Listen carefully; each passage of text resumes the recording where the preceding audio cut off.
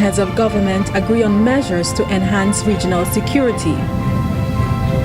The Caribbean community appeals for de-escalation of tensions in Venezuela. CARICOM urges the United States to maintain duty-free access to its market. Welcome to the CARICOM News Highlights for Friday, 3rd May 2019. I am Tusankin English Francis. And I am Michelle Nurse with the details of these and other stories. CARICOM heads of government have recommitted their collective efforts to tackle criminal activities in the region and to enhance the regional security framework. Heads of government met on Friday, 3rd May in Trinidad and Tobago, the 19th special meeting of the Conference on Security. Here is Kendall Morgan with the details. The heads agreed there was urgent need for greater collaboration and cooperation to bolster safety and security. They expressed the need to address shortfalls in the operations of the regional security framework and provide resources for the proper functioning of the implementing agencies. The meeting highlighted the need for innovative action to effect social change, for more emphasis on the preventative aspect of the fight against crime, treating violence as a public health issue, and increasing the use of technology in the fight. The regulation of cannabis was a big talking point. Prime Minister Mia Mottley of Barbados commented on it during the closing press conference. Each country will treat to it differently. Some countries have already taken action to decriminalize small amounts. Jamaica has, St. Vincent, I believe, in certain circumstances has, and the Grenadines. Antigua has, and Barbuda. In our case, in Barbados, I've committed to a referendum because I believe that some things are the subject of population determination and not just government. So each of us will have our own individual approaches, but what we agreed to is that collectively we need to have the conversation. And host Prime Minister Dr. Keith Rowley. At today's meeting, Jamaica advanced for our information where they were and other CARICOM countries. And we believe that the best way that we can do it from a CARICOM standpoint is, instead of having disparate jurisdictions on the matter, that harmonization of the legislation with respect to the use of cannabis would be useful in introducing the decriminalization, the commercialization, and the management of it. And Trinidad and Tobago would be subscribing to that idea of some harmonization, but we'll proceed towards initial criminalization amendments based on the consultations that we've had. See more on regional security in our CARICOM one-on-one program with the CARICOM Secretariat Program Manager for Crime and Security, Mr. Sherwin Torrance Stevenson, on our YouTube channel. Chairman of CARICOM, Dr. the Honorable Timothy Harris, Prime Minister of St. Kitts and Nevis, has appealed for calm and peace in Venezuela as the political tensions there escalate. Violent clashes have erupted between opposition supporters and the armed forces. Prime Minister Harris, in a statement on behalf of the community, reiterated CARICOM's position for a peaceful resolution to the crisis. CARICOM generally has such a consistent line with regard to issues of non-interference, respect for the territorial integrity, the rule of law, constitutional order, and I believe those principles will undergird everything we say and do moving forward. He said that he and his colleague heads of government were collectively charged with ensuring the continued security and stability of our beloved Caribbean region. This responsibility, he said, is our first and foremost priority as we work in unison to safeguard our people's future. The CARICOM chairman will lead a high-level delegation to Costa Rica next week to follow up discussions with the International Contact Group on Venezuela. The ICG was established by the European Union to seek a peaceful and democratic solution to the crisis and to help to create conditions for holding new, credible elections in the Bolivarian Republic. CARICOM has called on the United States to renew legislation regarding the extension of the Caribbean Basin Trade Partnership Act and the World Trade Organization waiver beyond December 2019 so as to allow continued duty-free access to the U.S. market. CARICOM Secretary General Ambassador Erwin LaRocque made a call as he accredited a new ambassador of the U.S. to CARICOM, Her Excellency Sarah Ann Lynch, on Tuesday, 30th April. Our relationship encompasses productive discussions in areas of trade, financial services, security, and energy, as you mentioned. Our respective officials are scheduled to meet in June this year for the 8th meeting of the CARICOM U.S. Trade and Investment Council to address issues of mutual interest. The Secretary General underscored the importance of cooperation in clean and renewable energy and in security amidst increasing security threats in the current global environment. Security has been a major feature of our relations, as you mentioned.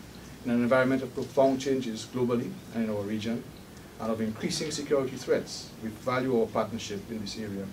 Such a partnership allows us to address issues of common interest, including combating trafficking in drugs, arms, and people, dismantling transnational criminal organizations, and countering vulnerability to terrorism.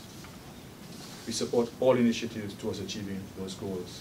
We look forward to the opportunity to advance our collaboration with the United States when we meet in Barbados for the U.S. Caribbean Security Cooperation Commission and in Washington on the occasion of the 8th Caribbean-U.S. High-Level Dialogue next month. He said the United States should now be more sensitive to CARICOM's concern about blacklisting by the European Union, since the U.S. recently experienced that action itself. Blacklisted jurisdictions face major reputational damage, which has an adverse effect demonstrated by the de-risking strategies of international banks, resulting in the withdrawal of crucial correspondent banking relations. This development has had an impact on investment flows, on trade, and on the financial operations of our economies, not to mention impeding the flow of remittances sent by Caribbean nationals living abroad. The U.S. itself has had the unfortunate experience of being recently blacklisted, and would therefore be now more sensitive to our situation. The new United States envoy, in her remarks, lauded the achievements of the community. This organization has successfully dismantled barriers to trade, to fair trade, and has created the formidable Caribbean Court of Justice. It has impressively coordinated collective approaches to education, public health, disaster response, and development financing. She said the United States saw CARICOM as an innovative and competitive force in the world's economy and was proud to continue to support its work. We also support and encourage the CARICOM single market and economy to create a single economic space within the Caribbean. With this economic integration, we have already seen new opportunities to attract investment and increase economies of scale. We expect to witness an even greater boost in trade, as well as an increased respect for intellectual property rights and consumer protection regulations. Regional airline LIAT will get more than $1 million EC dollars in emergency support funding from the government of St. Kitts and Nevis.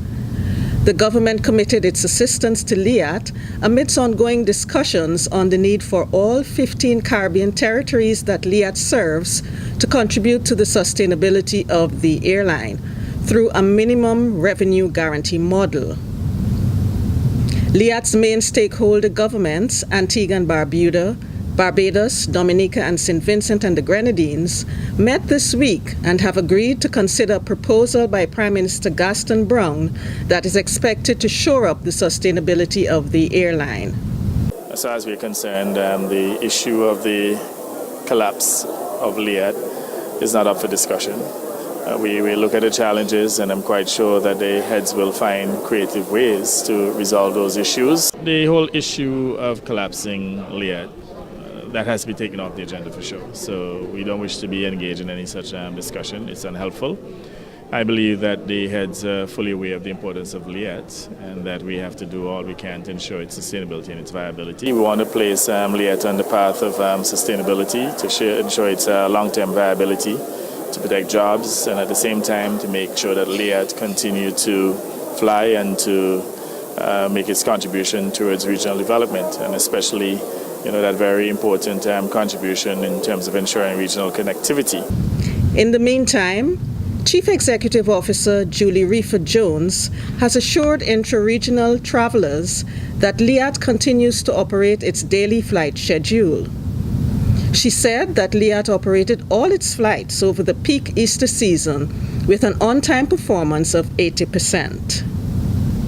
CARICOM member states have reported progress in the move towards easier travel within the region under the free movement facility of the CARICOM Single Market and Economy. At the just concluded 48th meeting of the Council for Trade and Economic Development, COTED, Grenada reported that it had lifted visa requirements for Haitian nationals, and Guyana reported that it had amended its legislation to include Haitian nationals in the grant of 6 months stay. Jamaica reported that Haitian nationals, who are holders of Schengen, US, Canadian, and British visas, did not require a visa to enter Jamaica.